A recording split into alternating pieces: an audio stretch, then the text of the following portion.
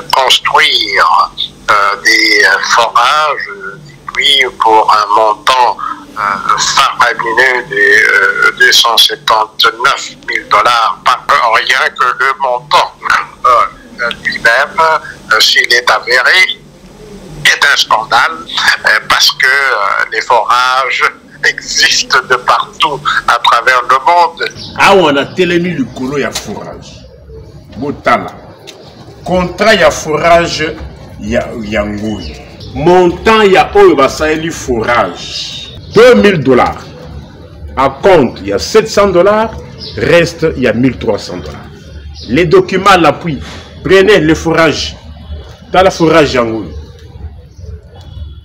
Demandez au régime actuel. Wana ba forage nini ekoki kozwa 294 000 $ par forage. Je ne dis pas que non, ce qui basali a on a 2000 que qui ça ça me ko sala maladie. Non. Effectivement, forage est dépendant à peine à profondeur. Mais jamais, pour la construction, forage beaucoup moins de 10 000 $. Jamais. Si on part de 2000 à 279 000, véritablement, il y a un problème. Ce n'est pas la première fois que l'on entend parler de ce genre d'activité dans notre pays. On connaît le scandale avéré en ce qui concerne la taxe RAM. Comme toute personne qui est salariée vit de son salaire. Et lorsque la perception du salaire devient aléatoire, il y a un véritable problème. Alors comment est-ce que l'État peut imaginer que ces fonctionnaires peuvent continuer à travailler lorsqu'ils ne reçoivent pas leur salaire? Et comment est-ce qu'on peut penser que le rendement peut être efficace lorsque le salaire qui est payé ne suffit même pas pour subvenir aux besoins du travailleur? Ce que le président a dénoncé quand il n'était pas encore président. Comment est-ce qu'il peut se satisfaire de cette situation maintenant qu'il est président? Notre condition va continuer à demeurer ce qu'elle était quand le président n'était pas encore président. Il y a eu par le passé une mission de l'IGF qui a séjourné à l'UPEN et dont la durée, d'après ce qui a été rapporté, aurait été de 6 mois. Les dépenses à l'IPEN étaient soumises au contrôle ou à un visa préalable de l'IGF. J'espère qu'une telle ampleur ne va se passer à l'UNIKIN. J'ai aussi compris qu'à la suite du passage de l'IGF à l'UPEN, un des anciens recteurs de l'UPEN aurait passé un petit séjour à Magala. Pourquoi est-ce que tout d'un coup il y a une mission de l'IGF à l'université de Kinshasa? Qu'est-ce qui aurait été le déclencheur de cette mission? Eh bien, nous espérons que l'IGF tirera toute la lumière sur ce type de dépenses particulières. Assurer l'orthodoxie de la gestion des fonds publics est un devoir essentiel et c'est ce qui manque, on dirait, pratiquement à tous les niveaux dans notre pays. Pourquoi 50 ministres, 45 ministres d'après les chiffres que j'ai encore lus tout récemment? C'est une prérogative du président de la République, ce n'est pas une prérogative de la première ministre. Nous avons demandé une réduction drastique immédiate des émoluments des politiciens. Toutes ces personnes sont mieux payées que les politiciens, que leurs collègues ou leurs homologues d'autres pays, y compris les pays les plus développés. Et cela n'est possible que parce que nous, le peuple congolais, nous sommes corvéables à merci. La seule raison pour laquelle ils s'emploient à être des politiciens à vie, c'est parce qu'ils savent que la caisse de l'État est à leur disposition. Et pour la toute première fois, le président est parti et le président est revenu sans que le peuple en soit informé. Ça donnait lieu à des spéculations totalement inutiles, comme chacun a pu le constater. Les déplacements de notre président de la République ne peuvent pas être considérés comme une affaire privée.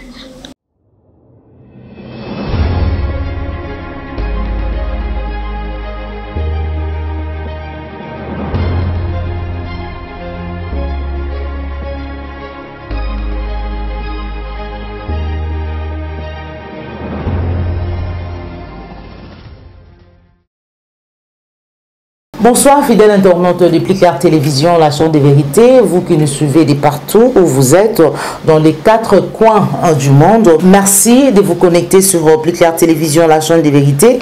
Aujourd'hui, nous lançons une nouvelle émission spéciale hebdomadaire de Plus Clair Télévision, votre chaîne qui vous informe dans la vérité, mais aussi à temps réel. Je suis heureuse de partager la réflexion ci-après.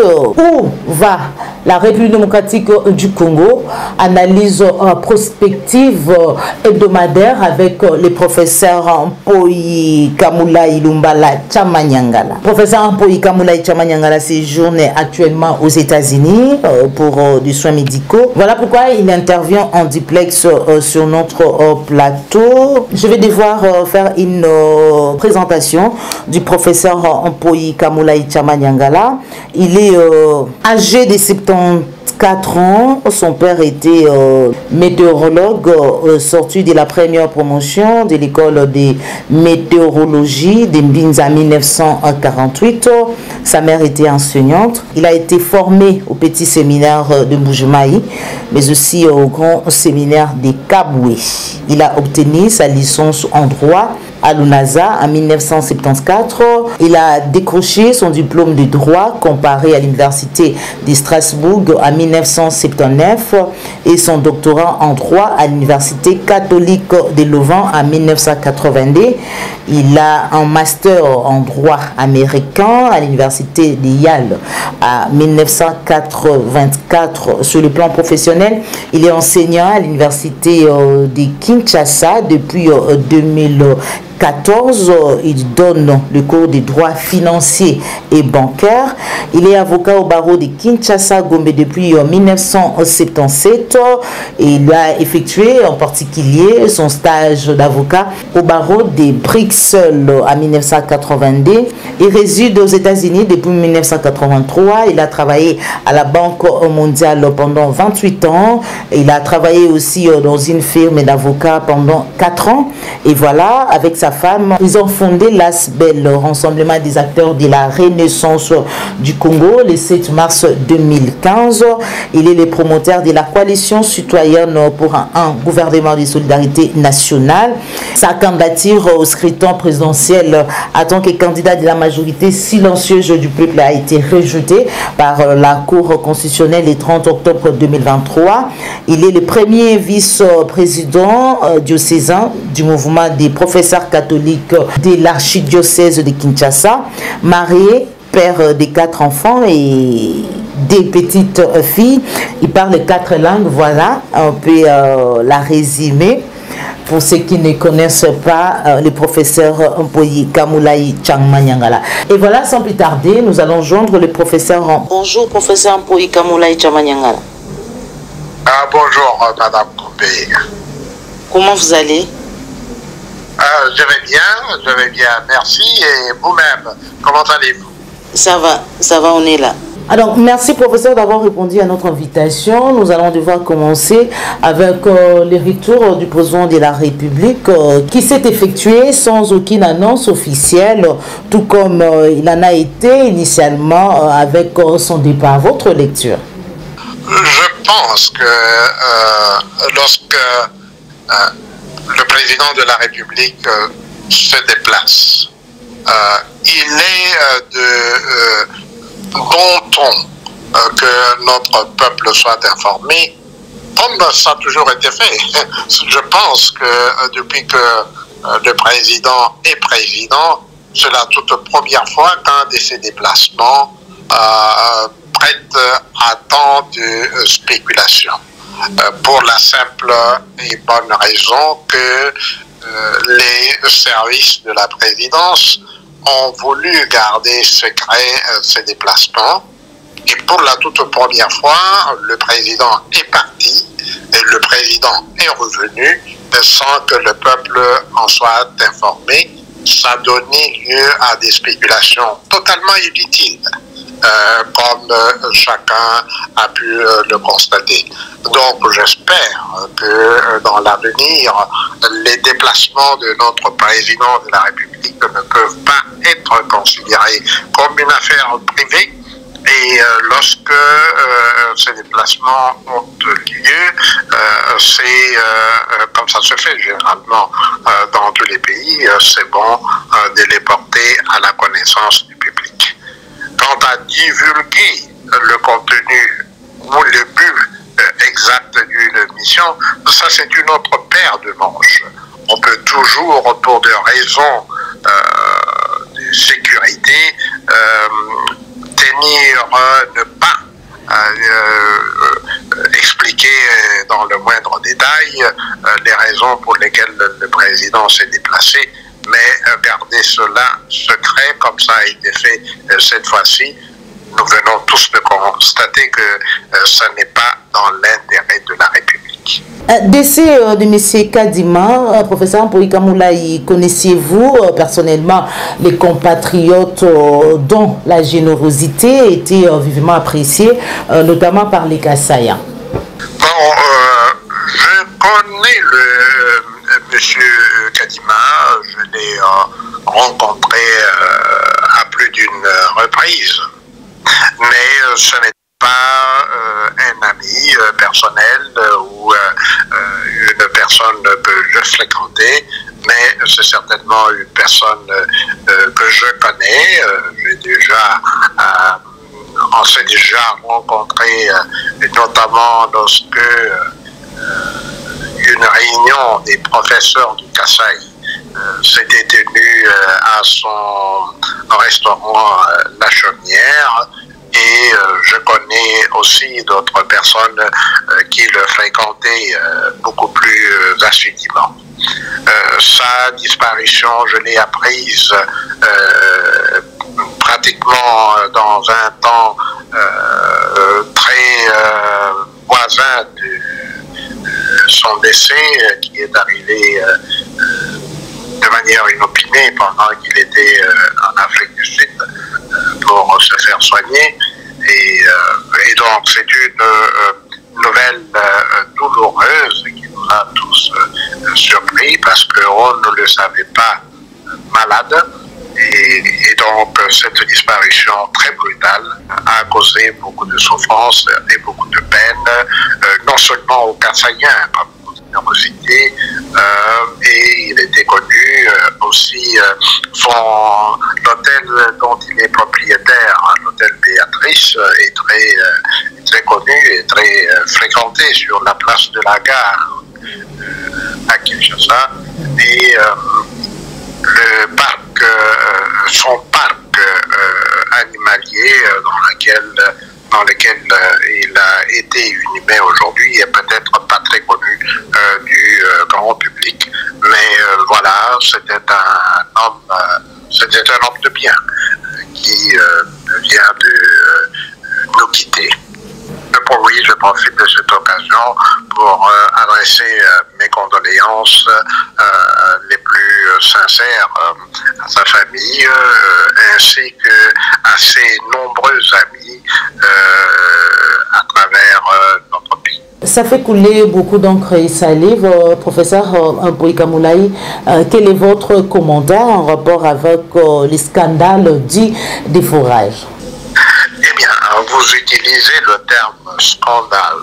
Bon, je ne sais pas si je peux vous suivre en l'état actuel des choses pour reprendre cela. Ce que je sais, comme la plupart de nos compatriotes qui suivent l'actualité,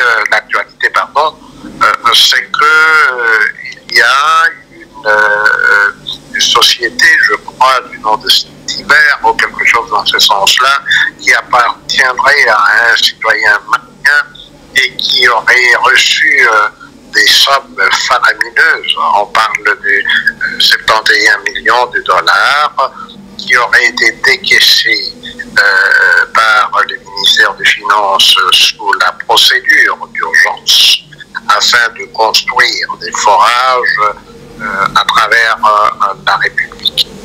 Je sais que le journaliste Mutombo de Bosolo Politique a été le premier, d'après ses dires, à divulguer ce que vous avez appelé le scandale, parce que je suivis une partie de l'émission dans laquelle il donne les faits. Il se serait agi de construire des forages, puis pour un montant faramineux de 279 000 dollars par puits. Et donc, rien que le montant lui-même, s'il est avéré, est un scandale, pour reprendre votre expression. Parce que les forages existent de partout à travers le monde. Les forages existent dans la ville de Kinshasa. J'ai vu d'ailleurs une autre vidéo dans laquelle un citoyen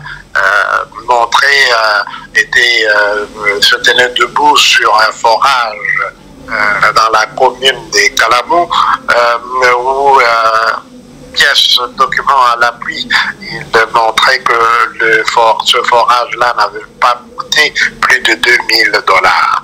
Et donc, si on part de 2000 à 279 000, véritablement, il y a un problème. Que de telles sommes soient dépensées sous la formule ou sous la procédure d'urgence, c'est un véritable problème, parce qu'on peut se demander de quelle urgence s'agissait-il. Et je pense que les choses sont d'autant plus sérieuses qu'à la suite de la diffusion de l'émission de M. Mutombo, j'ai aussi appris que le procureur général près la Cour de cassation se serait saisi de cette affaire, et on voit circuler sur la toile une réquisition à experts pour qu'on puisse documenter, aller examiner ces forages partout où ils ont été construits à travers la République pour informer le parquet afin qu'il puisse agir comme de droit. Donc, ce n'est pas la première fois que l'on entend parler de ce genre d'activité dans notre pays. On connaît le scandale avéré en ce qui concerne la taxe RAM, comme tout le monde s'en souvient.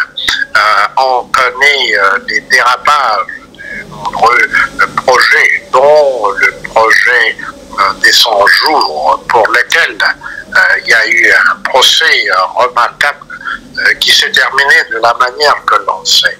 On a entendu parler des déboires concernant le projet Tilé-Gilou, et ces cas de malversation financière dans notre pays sont malheureusement légion, et je pense que ça devrait nous interpeller sérieusement, plutôt que d'en parler simplement comme des faits divers qui nous font rire, et alors que la situation ne cesse d'aller de mal en pis.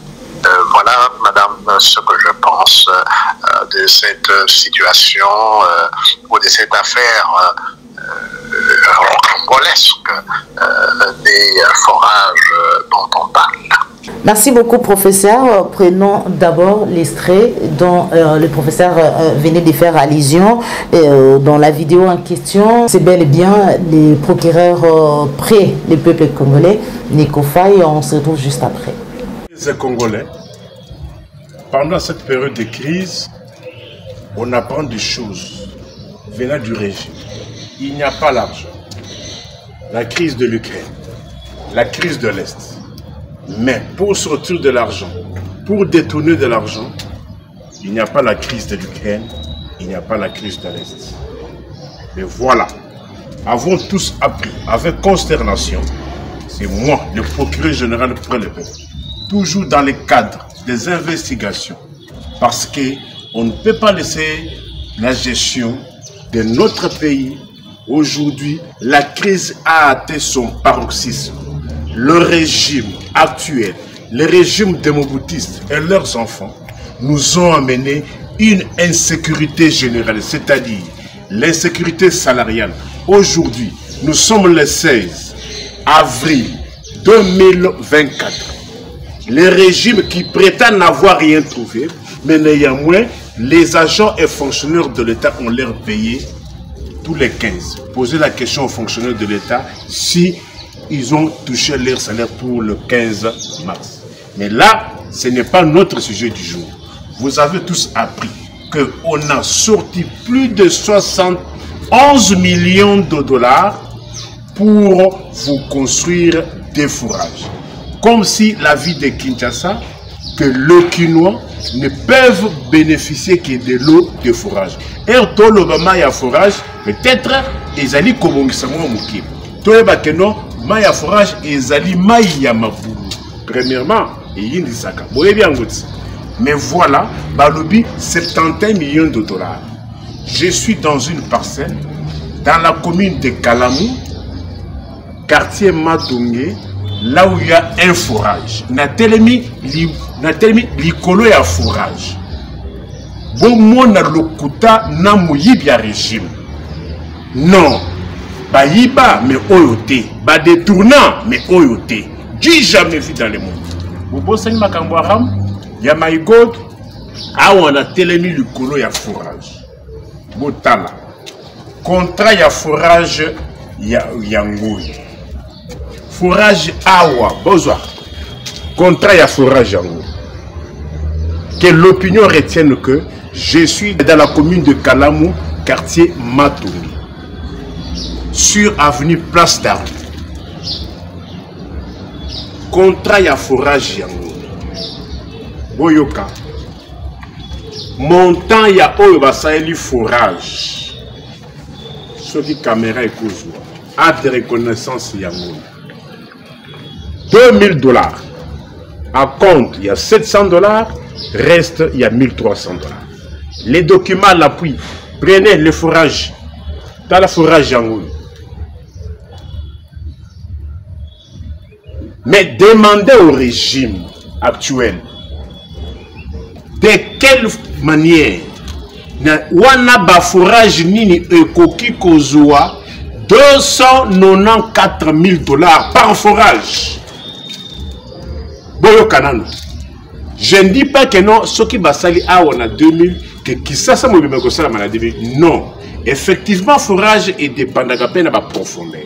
Mais jamais forage et coquille koleka lelo oyo na concurrence quota pour na construction forage beaucoup mana 10 000 $. Jamais na ko pesa bino société oyo sali na ko pesa pe société concurrente pour que ne ko vérifier oyo sali zali pradecte pour que ne peut continuer société concurrente na oyo pradecte a salaka pe makambo ba forage jamais monta wana ezalaka mais lelo oyo oui, que mbongo wana ekoki ko résoudre ba problème ya ba congolais boni lelo oyo transco ezo sa société na Kinshasa parce que mbongo ya kofuta na Kobin mbongo ya kofuta na Sonhydro ezate ya carburant Air Kabila créa qui transco c'était sur 100% de passe à transco 40% ils ont dans l'État pour la fuel na carburant.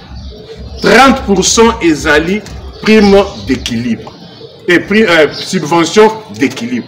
C'est-à-dire pour course à 500 francs par rapport à trajet. Figurez-vous, je dois trajet cité verte Zando, le mouton fout à 500. Alors, c'était créé dans l'intention de servir la population. Mais les lots Oyo, Banyongo, Oyo Transco, Oyo l'État a foutu na fournisseur y a carburant les lots, botala les lots, ndenge bakuno ba ali pour souffrir. Mais pour la 71 millions de dollars à raison de 294 000 dollars par forage. On a tellement bassin à 2 000 dollars, mes frères. Au régime, et l'ingi comme ma congolais wapi, botta la forage. Bobeta machine, 2 000 dollars par forage. C'était là les procureurs auprès le peuple congolais, Nico Ofaï. Depuis un temps, les paniers de la ménagère s'amenuisent du jour en jour à travers l'ensemble de la République. Alors comment nous, en tant que peuple, pouvons-nous agir pour redresser cette situation? Alors ça, c'est une question très importante parce qu'elle concerne chacun de nous. Le panier de la ménagère, parce que c'est l'expression consacrée dans notre pays, parle simplement de ce que vous et moi et chacun de nous consomme tous les jours. Dans beaucoup de ménages, même prendre un seul repas ou 2 repas par jour est une chose rare. Le renchérissement du prix des denrées alimentaires à travers la ville de Kinshasa et à travers tout le pays est une donne constante. Je pense que si je suis bien informé, les dollars s'échangent présentement autour de 2750 francs pour $1. Pour les professeurs d'université que je suis, cette dépréciation s'est traduite en une réduction de quasiment la moitié de notre salaire. Et que dire de ceux qui n'ont aucun emploi formel? Donc c'est une question qui est fondamentale. Au-delà de l'amenuisement du panier de la ménagère, comme vous l'avez si bien décrit, il y a l'irrégularité de la paye des fonctionnaires. Les fonctionnaires vivent, comme toute personne qui est salariée, vit de son salaire. Et lorsque le salaire devient, la perception du salaire devient aléatoire, il y a un véritable problème. Parce que si je prends simplement l'exemple de ceux qui parmi nous utilisent d'autres compatriotes parce qu'ils ont besoin de leurs services. Tenez, si vous avez un chauffeur ou si vous avez une servante, vous comprenez bien que si vous ne payez pas votre servante ou votre chauffeur, il est impossible que cette personne vienne s'occuper de vous. Alors comment est-ce que l'État peut imaginer que ces fonctionnaires peuvent continuer à travailler lorsqu'ils ne reçoivent pas leur salaire? Et comment est-ce qu'on peut penser que le rendement peut être efficace lorsque le salaire qui est payé ne suffit même pas pour survenir aux besoins du travailleur?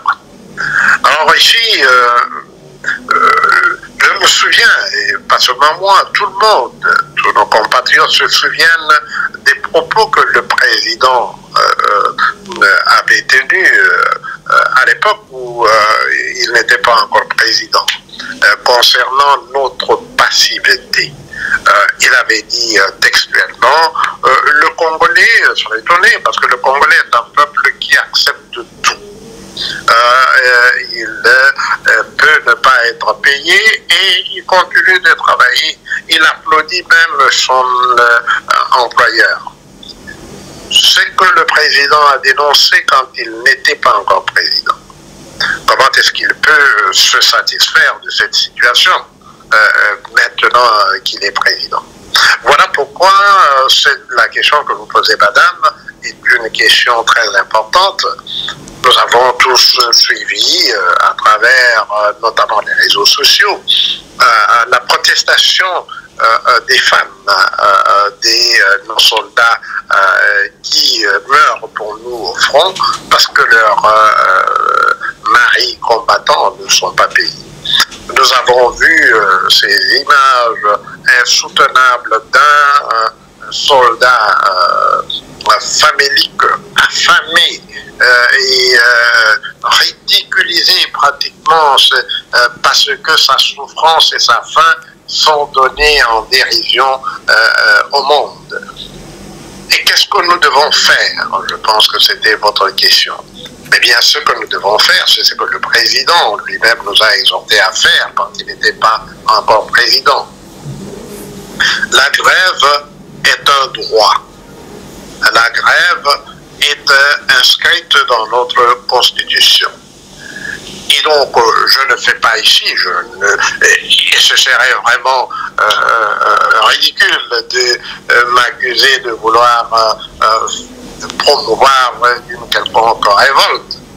Tout ce que je dis, c'est que tant que nous, les peuples, tant que nous, les travailleurs, nous allons nous contenter d'être ce que le président de la République a lui-même décrié quand il n'était pas encore président, alors notre condition va continuer à demeurer ce qu'elle était quand le président n'était pas encore président. Oui, de la même manière que ceux qui ont gouverné ce pays nous ont pris pour de l'argent comptant. De la même manière qu'ils nous ont demandé d'être patriotes.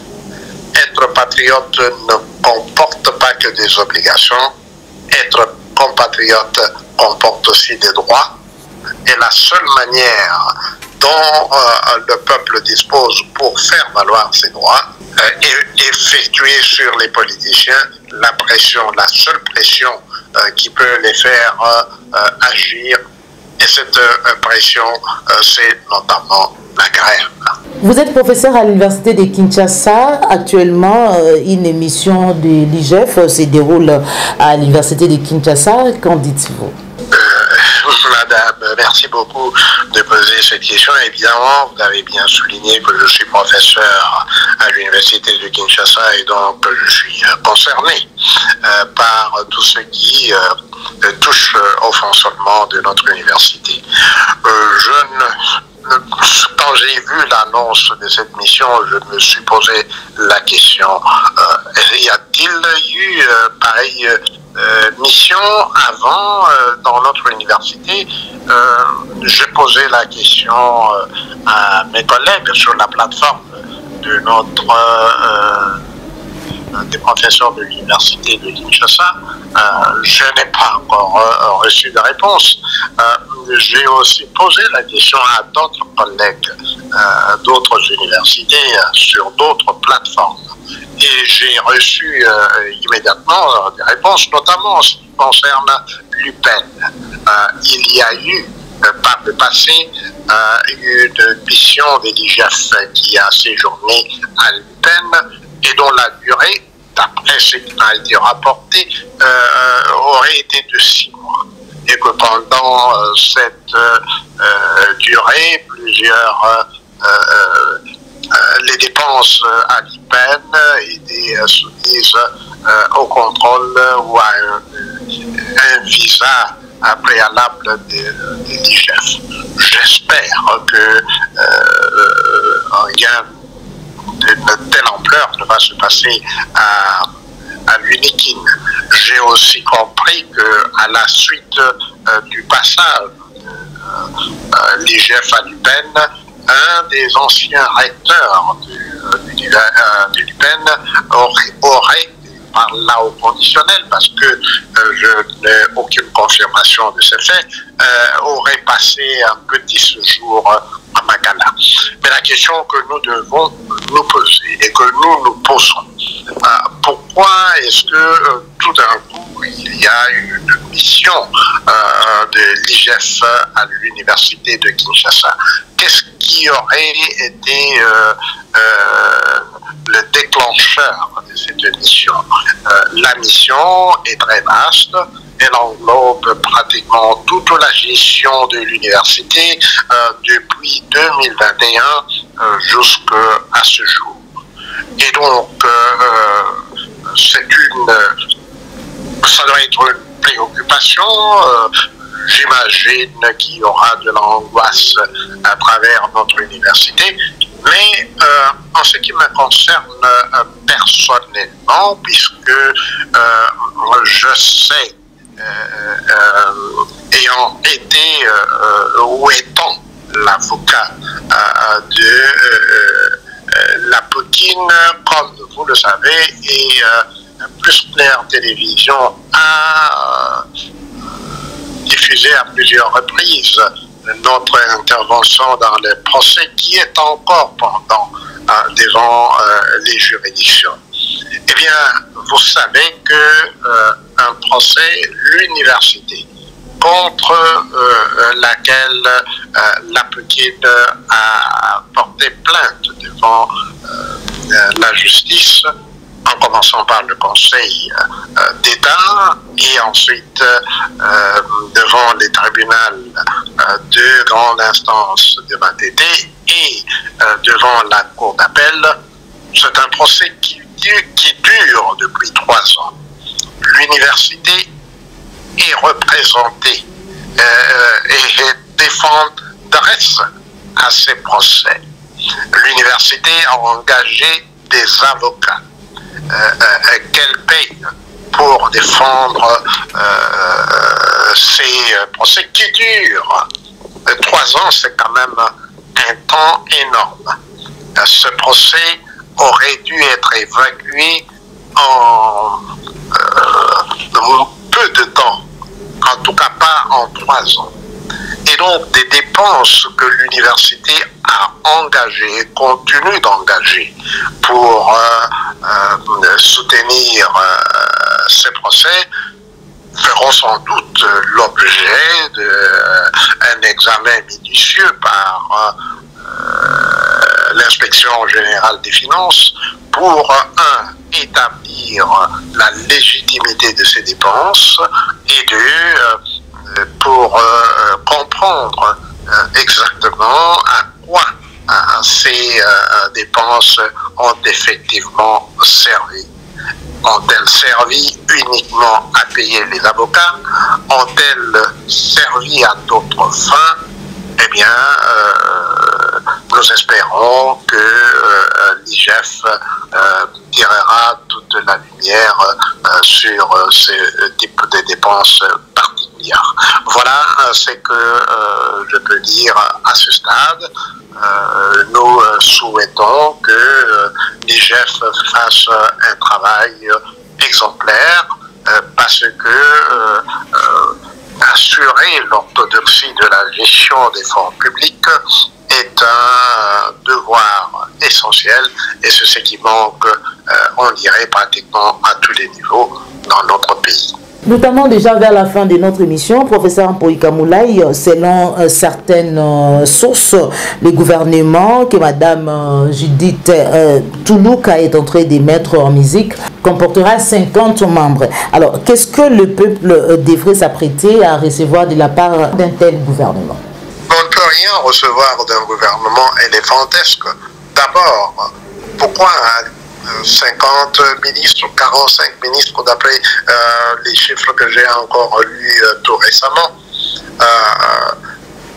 Et donc, nous, en tant que coalition citoyenne pour un gouvernement de solidarité nationale, nous avons lancé un appel vibrant au président de la République pour demander une chose simple, la réduction de la taille du gouvernement. C'est une prérogative du président de la République, ce n'est pas une prérogative de la première ministre. Ça, c'est un acte éminemment politique qui ne peut être posé que par le président de la République. De un. De deux, nous avons demandé une réduction drastique immédiate des émoluments des politiciens, les ministres, les députés, les gouverneurs des provinces, etc., les sénateurs. Toutes ces personnes sont mieux payées que les politiciens, que leurs collègues ou leurs homologues d'autres pays, y compris les pays les plus développés. C'est un scandale. Et cela n'est possible que parce que nous, le peuple congolais, nous sommes, passez-moi l'expression, corvéables à merci. Et donc, tant que nous restons, nous nous contentons des incantations. C'est devenu maintenant monnaie courante pour chacun de dire non, les salaires des politiciens est scandaleux. Mais ces incantations ne vont rien changer à la donne. Au sein de RAREC, nous avons pris une résolution à notre colloque du 20 au 21 juillet 2002 qui recommande une mesure simple pour réduire les salaires des politiciens. Et nous avions, à l'époque, nous continuons à soutenir que les politiciens, comme tout travailleur, ont absolument droit d'être vêtus, logés, nourris, soignés, etc. Toutes ces dépenses peuvent être supportées par l'État en nature et qu'on peut accorder à chaque politicien un argent de poche d'un montant qui pourra être déterminé forfaitairement et qui serait le même pour tous les politiciens. Et que on devrait alors, pour supprimer, pas pour réduire, pour éradiquer la corruption, réserver le salaire des politiciens qui pourra être décaissé à la fin de leur mission ou de leur fonction. Car aucun politicien n'est obligé de rester politicien à vie. La seule raison pour laquelle ils s'emploient à être des politiciens à vie, c'est parce qu'ils savent que la caisse de l'État est à leur disposition. Et donc, cette résolution que nous avions prise au sein de RAREC, c'est une résolution qui ouvrira, qui si elle retient l'attention de notre peuple, je ne dis pas l'attention des politiciens, parce qu'aucun politicien ne va délibérément scier la branche sur laquelle il est assis. C'est nous, le peuple, qui devons prendre la pleine mesure de notre situation et qui devons dicter aux politiciens ce qui doit être fait, plutôt que de supplier les politiciens de faire ce que l'on fait ailleurs à travers le monde. Donc voilà pourquoi nous disons que l'heure est venue que nous sortions de cette facilité qui consiste à faire des incantations, qui consiste à dénoncer. Et les leaders sociopolitiques de notre pays, et ces leaders comprennent notamment les syndicalistes, ces leaders comprennent notamment les chefs des confessions religieuses. Ces leaders concernent notamment les leaders des jeunes, des étudiants. Toutes ces personnes doivent prendre conscience que tant que nous demeurons des demandeurs ou des quémandeurs de la bonne volonté des politiciens, eh bien, nous continuerons à être opprimés. Car aucun politicien ne décide de son propre gré de renoncer aux privilèges qui font de lui un politicien. C'est par ici que nous mettons fin à notre émission. Professeur Mpoika Moulaye Tchamanyangala, quel message particulier avez-vous pour notre public? Alors, merci madame de l'opportunité de m'adresser à notre peuple à travers votre micro. Vous savez que j'ai été candidat, quand je dis j'ai été candidat, j'avais déposé ma candidature au scrutin présidentiel. Cette candidature a été rejetée par la Cour constitutionnelle. Il est inutile d'y revenir. Mais nous avions posé cette candidature en tant que porte-parole de la majorité silencieuse de notre peuple. Ce que le professeur Mpoika Moulaye dit, ce n'est pas le produit de sa spéculation mentale, c'est ce que nous entendons tous. C'est ce que ceux qui prennent les armes pour arracher le pouvoir disent. C'est ce que les pasteurs racontent dans nos églises. La misère de notre peuple est connue de tous. Et il n'y a que nous, le peuple, qui devons prendre conscience que la seule manière de résoudre cette équation, c'est de nous réconcilier avec nous-mêmes. C'est pour ça que nous avons lancé depuis 2018 un appel pour la convocation d'une assemblée constituante. D'aucuns parlent de dialogue.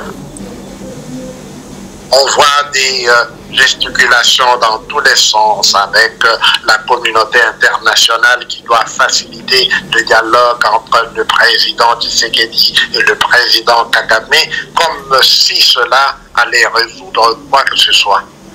Nous avons une courte mémoire parce que nous oublions que le dialogue qui avait été facilité par le président Mandela entre le dictateur Mobutu et le chef de la rébellion d'antan, Laurent Désiré Kabila, ce dialogue n'avait abouti à rien. Pourquoi penser aujourd'hui qu'un dialogue, un énième dialogue, va résoudre quoi que ce soit? Nous avons besoin immédiatement de comprendre que la seule manière d'aller de l'avant, c'est de nous résoudre à nous mettre ensemble en tant que peuple pour définir ensemble les conditions de notre vivre, les conditions et les modalités de notre vivre ensemble. Cela se fait à travers la confection d'une nouvelle constitution. Et c'est pour cela que nous appelons et que nous avons appelé et que je réitère ici notre appel pour la convocation d'une assemblée constituante. Dans une prochaine émission, j'espère que nous aurons l'occasion de redéfinir ou de décrire les modalités de convocation de cette assemblée constituante et des Congolais, nos compatriotes qui devront participer à cette assemblée constituante, pas des politiciens, mais les Congolais qui vivent notre condition au jour le jour et qui ont eux-mêmes la capacité et la compétence qui est requise pour formuler notre nouvelle constitution qui constituera la base de la réconciliation du peuple congolais avec lui-même. Ça n'est fini. Merci professeur Mpoika Moulaye Tchamanyangala d'avoir répondu à notre invitation. C'est moi qui vous remercie, madame. C'est toujours avec un plaisir renouvelé que je reviens sur votre plateau. Merci. Merci à Papa Layombe derrière la caméra, Jonas Sindiadi, mais aussi à Joël Gonago, le chasseur d'images. On se retrouve à très bientôt, toujours sur Plicard Télévision, la chaîne de vérité. Au revoir.